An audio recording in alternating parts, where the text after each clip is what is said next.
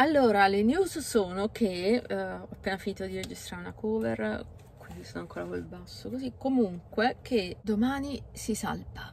Quando starete vedendo questo video io già sarò, penso, in Italia, perché devo venire a fare, a parte un po' di cose per quella storia mia dei tendini, ma anche andare a prendermi tutte le mie cose. E infatti in Italia ci sono stata 2 mesi e non solo, sono ritornata sull'isola in aereo per un mese e poi sono ritornata di nuovo in Italia. Vi ho anche già raccontato in un video il viaggio di ritorno e il raduno con Danilo e Sara sul lago del Mis, il mio giretto a Bassano e dove eravamo rimasti?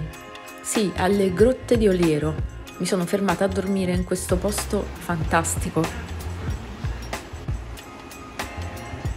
La mattina dopo mi sono svegliata con la pioggia, ma la temperatura era ancora buona, quindi non è stato un problema. Poi ho smesso presto e sono andata a fare una passeggiata. Mi sono immersa tra i colori e i profumi di questo paesaggio quasi onirico.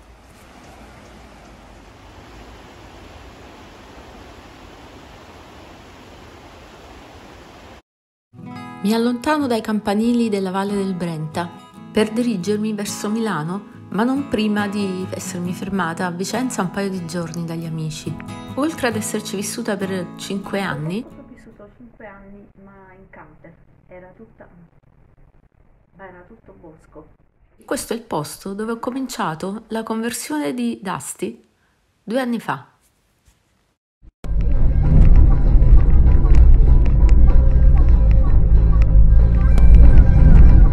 Sì, tra una nota di basso e una mangiata alla collinetta, se vi trovate dalle parti di Vicenza andateci, la trattoria più buona della zona, Valmarana Vicentina. Cominciai la progettazione e la coibentazione di Dusty. Mi sciolgo un po' le dita, avevo ripreso lo strumento in mano dopo qualche mese di terapia con la lampada infrarossi fai da te a casa. Ve ne parlerò meglio nel prossimo video, vi lascerò un link nel caso ne avreste bisogno.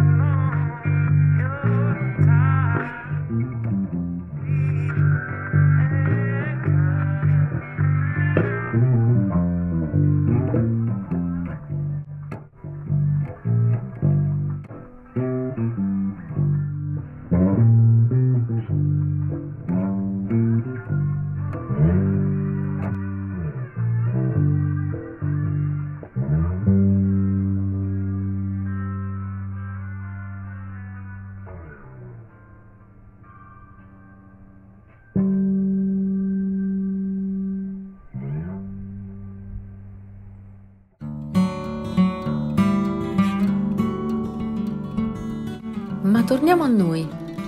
Avevo ancora un paio di giorni, poi dovevo andare a Milano e scendere a Napoli per cominciare le cure per i tendini. Dopo un paio di serate e di cene con i vecchi amici. Perché hai fatto poco? Facciamo l'esperimento. No, ho fatto tanto poco.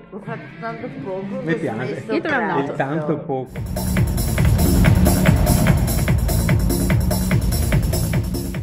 Eccomi di nuovo sull'autostrada diretta verso Milano.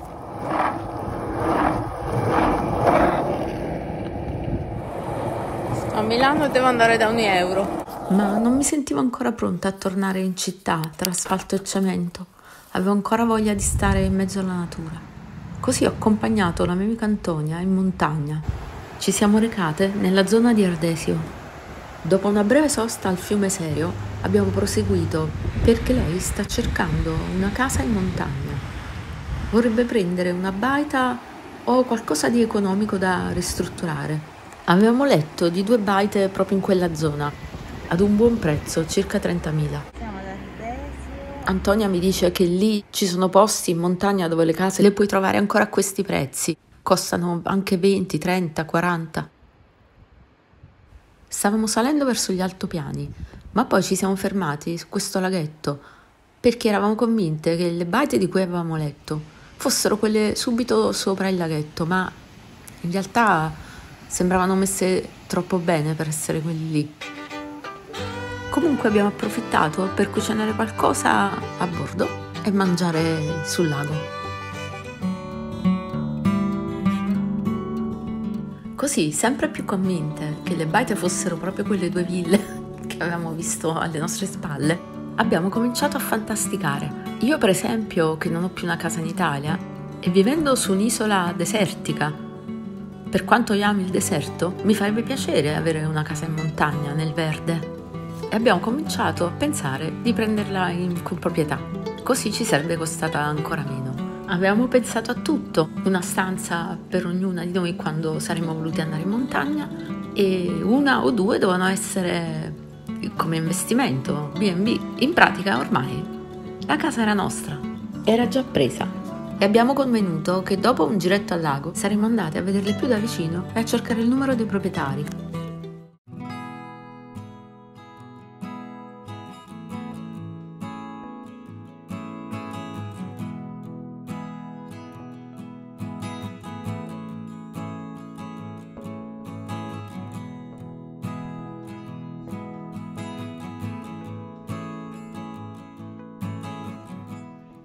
Poi tanto durante la settimana c'hai il laghetto personale, che non ci viene nessuno qua su, ti pigli il canottino la mattina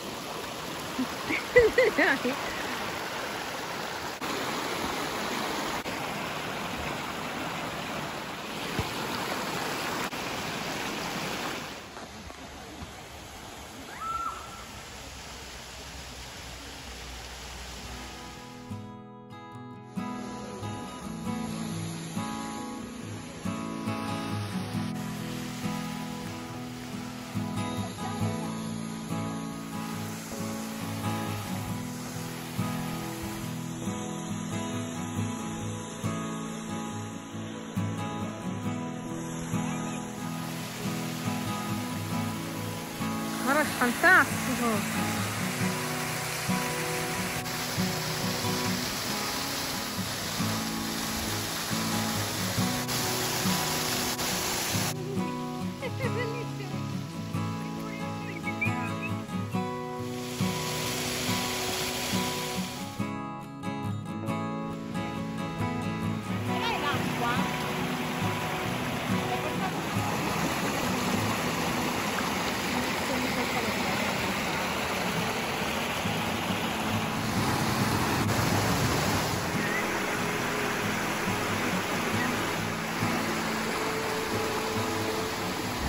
Una volta appurato che le nostre future baite costavano non 30, ma bensì 300.000 euro, ci siamo recate verso il vero posto dove erano situate le baite in vendita a 30.000.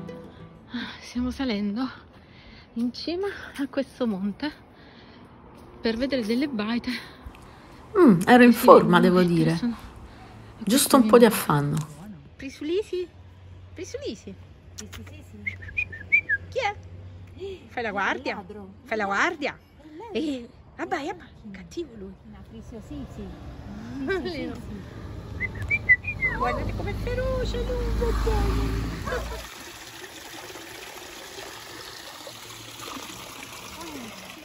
Questa è potabilissima, sta, te lo dico io. Ma certo.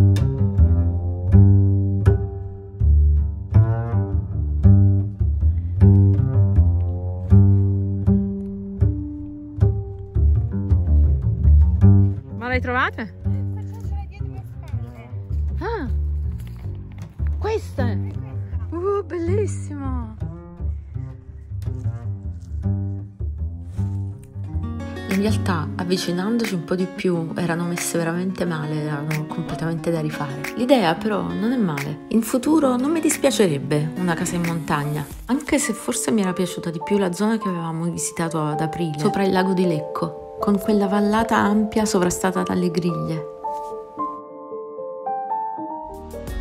Intanto però la priorità resta quella di cambiare il furgone con un van più grande. Dopo aver vissuto per più di 1 mese e mezzo in un Renault Kangoo, anche se adesso ho una stanza, con la crisi delle case che c'è a Fuerteventura dove vivo, ho capito l'importanza di avere un van un po' più grande dove poter vivere. Quest'estate non ho avuto il tempo di occuparmene, ho avuto altre priorità. Adesso sto tornando col furgone sull'isola, dove proverò a immatricolarlo per venderlo lì con calma, ma se non dovessi riuscire a fare il cambio targa, lo riporto in Italia a maggio e lo vendo qua. Noi ci vediamo nel prossimo episodio dove vi porterò a vedere i tramonti infuocati di Capo Miseno, vicino Napoli, e poi al secondo raduno in Libera con Daniele e Sara.